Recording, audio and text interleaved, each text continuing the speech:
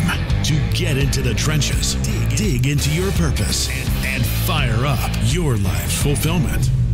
The Ambitious Vet Podcast starts now.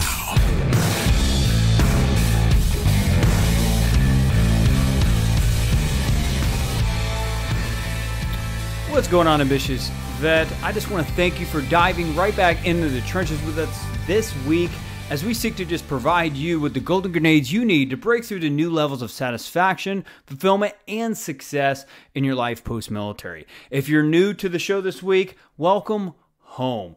Our goal here is every single week, we're going to be having a badass subject matter expert that's diving into the trenches with us, that's providing the key or critical insights, in other words, to help you break through to new levels of success in your life.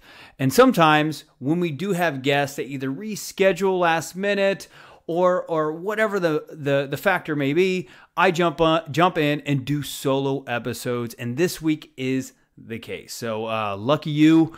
But I think we're going to be able to unpackage some great content here. So thanks for just tuning in here. And hopefully this Crane or Marine can be able to provide some content that's going to move your life forward. So what is the topic today? The topic today is going to be how to self-manage during chaos. Ambitious Vet, there's no confusion about it, right? We live in a freaking crazy world. The problem with pulling out in the Afghanistan war, the $1 trillion that have been allocated just for highways and infrastructure inside of our nation, when it should probably be allocated towards, just us as a nation refining our identity, because there's a lot more division than a lot of people are relaying off to, right? But I want to leave that for a later show. I want to bring up just how everything's racist now, right? Everything you say is racist. That's racist. Don't say this. That might be racist. Everyone is careful in life right now, and people are afraid to be ambitious, and that's just not cool, right? And hopefully you're tuning in this show because you want to be challenged to really push through that. Also, think about it like this. I visited my hometown, St. Louis, Missouri. I want to say a couple months ago with my wife to attend a cousin's wedding on my dad's side. And Ambitious Vet, I got to tell you, when I was walking through the downtown of St. Louis, outside of just Busch Stadium area where the St. Louis Cardinals play, that's always booming. That's where they're putting a lot of their money from the city, definitely. But outside of that, as you move to different parts of the city, small businesses were boarded up because of this COVID situation, people not being able to do business, less foot traffic, people afraid to go to work, not wanting to go to work because the government's providing them so many handouts that their ambition is literally being killed, right? Not to mention all the everyday stress that you probably deal with on a daily basis. Am I right? So let's face it, there's a lot of shit going on, right? You can't put pudding on a shit sandwich here, right? Or shit cake, right? There's a lot of shit going on, and it's easy to get reactive. So by the end of this episode, Ambitious Vet, I just want to ensure that you get a couple practical golden grenades that I have been able to master to be bulletproof in the face of chaos. Does that sound good? Awesome. Well, if that's good to go, I'm going to go ahead and dive into the first golden grenades. You got to have a morning routine and an evening routine. Back whenever I first got out of the United States Marine Corps back in 2012, I was a freaking lost 24-year-old, right? For those of you guys that have picked up the book, 10 Steps to Predicted Success Out of the Uniform, first and foremost, thank you. And thank you for all the 5-star ratings on Amazon. That breaks down how challenging my first 5 years were out of the military. But it wasn't until I met people like Darren Hardy, who is my own personal professional development mentor, that I have consumed pretty much almost everything that he has come out with, if it's digital programs, in-person keynotes to books. One key one is compound effect, which is amazing. Kind of shifts your mindset from immediate gratification to what small daily disciplines can do for your life. But the fact of the matter is, that is the guy for me, because he's definitely not a fluff guy. And he just has practicality to his words. And anybody that does that, communicates in that way, I know that they've actually done it, right? And I'm sure you're the same way if you're listening to this. So my point is Darren Hardy talks about the theory of bookends, right? Bookends, think about it like this. There's two bookends to hold books up on a bookshelf, right? Same thing with your day. You've got to have two bookends to hold the content of your day. An AM bookend for a morning ritual that primes you for activity, with a PM bookend, which is pretty much just your evening ritual that primes you for recovery. Now, I'm not going to say that is my own stuff. If you Google what bookends and daily routines are, you're going to find it there. But it definitely sets the context of what I'm about to dive in practically that works for my life.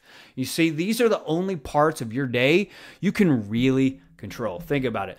As the day goes in, you're just going to be thrown at with requests, probably from personal, business. Get this done by this time. Hey, we want to shift gears to this way. I'm probably speaking to the choir if you're ambitious and you're listening to this podcast, right? But the key thing is setting your mind up to slow down before it goes fast, right? And here is my personal morning routine that I do every single day. Now, I don't always get through every one of these steps in the morning routine, but I make sure that I at least get a couple knocked out to just really ensure that I am doing the most important thing to set my heart and my mind up for success, right? So I wake up, then I dive right into a Bible app and I pray. The Bible app you can get for free. Go to your Google Play Store or wherever you download apps, and I literally click on the story for that day, and I pray for God to just speak to my heart, speak to my mind, and tell me what is the one golden grenade I need to get from that daily devotion. From there, I journal about 3 things I'm grateful for. The reason why I do this is sometimes I wake up just feeling like I don't have what the person beside me has. Have you ever had that feeling where you're comparing yourself to others and you're just like, damn, man, like you're focusing more on what you don't have versus what you have. So I get my mindset into what I have versus what I don't, which I think is a powerful, abundant strategy that just has you start seeing the resources that you actually have, which creates more actions in your life. From there, I meditate using an app that one of my best friends and my best man from my wedding gave me, which is the My Life app. You can find that wherever you download apps. It's free as well. Amazing, amazing app. I use it multiple times in the day. Then I read some affirmations to help me get ahead of the self-doubt that I personally deal with every time I wake up, right? Every single day, there's not usually a day that I don't wake up with a heavy chest and feel like I'm like lifting a 40,000 foot house off my shoulders. It's anxiety, probably a little bit of shit from the Marine Corps that I dealt with, or whatever. You may call it whatever you want to call it, but telling myself who I am and how my brain needs to think helps me set my mind up for success in the day. So I hope that helps. Now let's kind of shift to evening routine, right? So at the end of the day, my bookend evening routine, as I call it, my work day shutdown. What does that entail? Well, the first thing I do at the end of the day is I check my email and make sure that there's nothing that I am behind on. If there's something that needs to be urgent, I'll go ahead and take care of it right then and there. If it's moving that day's top priorities forward, I'll go ahead and deal with that email. If it's something that can be pushed to tomorrow or the next day, I'll go ahead and flag it and put it on the calendar to deal with it the next day or the following day. Now, number 2, what I do is I review and respond to all our Slack messages on our team. So at the Ambitious Vet Network, we have a team of around 5 or 6, actually 6 people now, advisors and also just people as far as core team right now. And I go through the Slack messages, make sure everyone's set up for success, right? And also they're set up for the next day or the week's task or whatever. I think through like what are the people, processes, or resources I can provide my team to ensure their success. From there, I review what's called an integrity list. And what I mean by an integrity list is I got this idea and concept from Landmark Worldwide, right? Landmark Worldwide is, what I volunteered for, and I've been taking their leadership programs and coaching them and leading them for the past 8+ years, right? An integrity list is pretty much a task list that you either need to still be your word on, or if you're not your word on, or if you haven't got it done, how do you get in communication with anyone to get that complete? So then you can be fully present with your family and loved ones by the end of the day. Have you ever been on the couch enjoying a movie with your wife, your husband, wherever you are, and you're just thinking about something you said you were going to do for somebody and you didn't do, right? And then you just start spiraling into beating yourself up. Yeah, that happens to me as well, right? We're all human. So one way that I get ahead of that in the evening shutdown routine is I'll actually go through that integrity list, and I will actually, figure out who I need to be communicating with to complete things. And if I didn't complete it that day, I'll communicate, hey, this is the new by-win date tomorrow. Please forgive me. Whatever the breakdown is, hey, this is the landmine I hit that shifted me in the other direction, right? So you get the point. Just get in communication so you can make sure that you are present with your loved ones and your family. Okay, so now let's dive into the second golden grenade. Okay, so the second golden grenade is be clear on your priorities in life and build the communication skills needed to create the margin you need to get your shit done while also having everyone feel important. Now, I know that's a lot of buzzwords, a lot of words on just yeah, that sounds good, right? But really, here's a quick story. For me, every single day, I wake up with a wife that's about to enter into her third trimester, right? Along with a startup business where we're about to launch a innovative community platform, which you're going to be able to subscribe for as little as $9.97 soon, and continue to grow and advance in life with other ambitious vets, which we're super excited about, and a few other projects that we're about to launch, right? So to say the least, got a lot of shit going on. But here's the thing, is I wake up to a lot of requests daily, not only from my wife, we both work from home, but from my team.